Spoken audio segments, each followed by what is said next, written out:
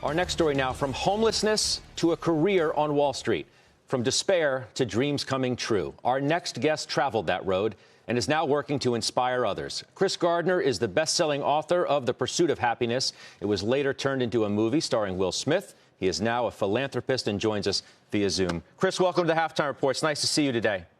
Oh, good to see you, sir. Thank you so much for having me. Those are just a few of the highlights, obviously. Yours is an incredible story. How did it happen? Well, you know what? The first thing is I was being given permission to dream. That's the most important gift I ever got in my life.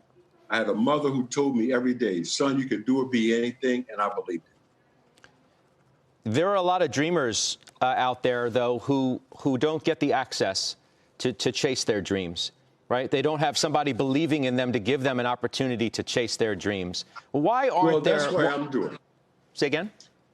That's why I'm doing what I'm doing right now, Scott. Before the pandemic broke out, I was in the process of doing a tour that was having me speak at 100 high schools and middle schools all across America and talking to young people about the 3 most important decisions that I ever made in my life, all of which I made at their age or younger, and sharing with them the greatest gift that I ever got, which was permission to dream. Tell me about the message that you do deliver. 100 high schools, 10 cities, 1 goal. What is the goal? The goal, again, is to import our greatest export. Let me ask you a question, and you don't have to answer. The greatest export in the history of the United States, what is that? The greatest export in the history of the United States is not technology, it's not manufacturing. The greatest export in the history of this country is the American dream and the ideal that there's a place where you can do or be anything. So I am now in the import-export business. I'm trying to import our greatest export. I'm wondering, what you've heard over this past couple of weeks from our corporate leaders, whether they're on Wall Street or beyond, and whether you think that those words that they've spoken in many, if not all cases, so eloquently about wanting to change, whether they actually will. Do you think this is a moment that will truly change how corporate America not only acts, but more importantly, how it looks? Well, let me say a couple of things. First of all, change is already here. Change is here to stay. I see it in the faces of young people leading these peaceful demonstrations all around the world. And if you look at the timeline of some of these young people's lives, say those born in the year 2000, they were conceived and born into a storm because we had just been recently freaked out about something called Y2K. By the time those young people were learning how to walk in 2001, what happens? 9/11. Fast forward 7 years, what happens? The global financial crises. Fast forward from there 12 years, what happens? Politics, polarization, and a pandemic. My point is the one constant in that timeline is change.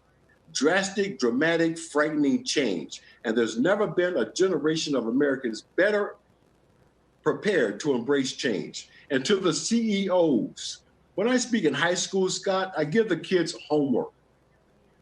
I'll give the CEOs some homework.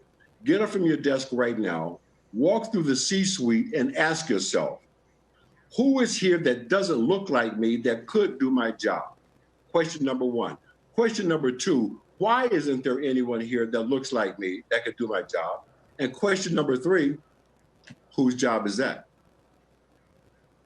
Like when you go through these schools and you talk to these kids, do you find kids saying that I want to be like you were, Chris Gardner? I want to go to Wall Street. I want to have a successful career on Wall Street. God, let me tell you this. My job right now as CEO of Happyness is simple. Giving our young people permission to dream. My sole job right now is helping to create the next Chris Gardner.